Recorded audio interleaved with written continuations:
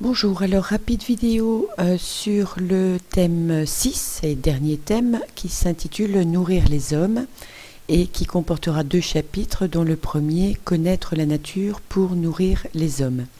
Donc retour sur des notions vues en seconde tout d'abord. Donc grand 1, le fonctionnement d'un écosystème naturel. Vous devez savoir définir le terme d'écosystème que vous pouvez aller voir sur le site de seconde. Vous devez également savoir définir le biotope, c'est-à-dire les éléments du milieu, le sol avec son pH, sa teneur en eau par exemple, le nombre de grains, etc. Mais aussi les conditions physico-chimiques qui règnent dans le milieu, la météorologie, l'ensoleillement. Donc ce biotope est occupé par une biocénose, c'est-à-dire des êtres vivants. Certains sont herbivores, d'autres sont carnivores, d'autres sont producteurs. On peut ainsi construire une chaîne alimentaire. Vous prenez donc des notes sur tout ce que je dis ici, avec la biomasse végétale qui constitue le premier maillon, la biomasse des herbivores qui vient en deuxième, la biomasse des carnivores et insectivores qui intervient en troisième maillon, et enfin les décomposeurs qui s'occupent des cadavres, des crottes et des rejets de ces différents êtres vivants précédents. Donc dans tout ceci il y a des interrelations, ce qui amène à la notion un écosystème naturel est constitué d'un biotope et d'une biocénose. Donc vous devez connaître ces termes ainsi que biosphère. Ce document nous montre une pyramide alimentaire avec toujours le premier maillon, les végétaux qui produisent eux-mêmes leur matière. Ils sont autotrophes, ils se nourrissent trophes eux-mêmes, auto. Et puis ces êtres vivants sont consommés par des herbivores qui constituent donc ce qu'on appelle la productivité secondaire. Vous avez des valeurs qui montrent que ces productions d'énergie diminuent de maillon en maillon. En rouge, nous avons les productions ou échanges d'énergie. Si les végétaux produisent 600 gigajoules par an et par hectare, les herbivores ne produisent plus que 20 gigajoules puisqu'il y a eu des pertes par respiration, notamment par les éléments morts et les cadavres pour les animaux.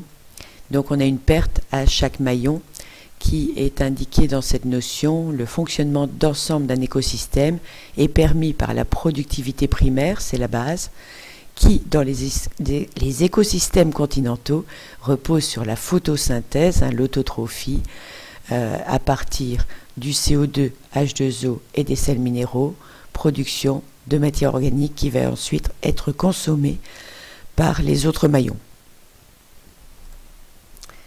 Autre partie de la notion, dans un écosystème naturel, la circulation de matière et d'énergie peut être décrite par la notion de pyramide de productivité.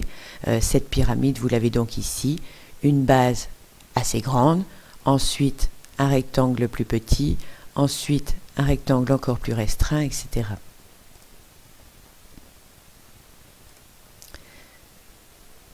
On rentre dans le vif du sujet en s'intéressant maintenant en grand 2 aux agrosystèmes. Alors un agrosystème va pouvoir être comparé ici à un écosystème. Le but de l'agrosystème va être la recherche de productivité. Donc en grand A, comparaison agrosystème et écosystème.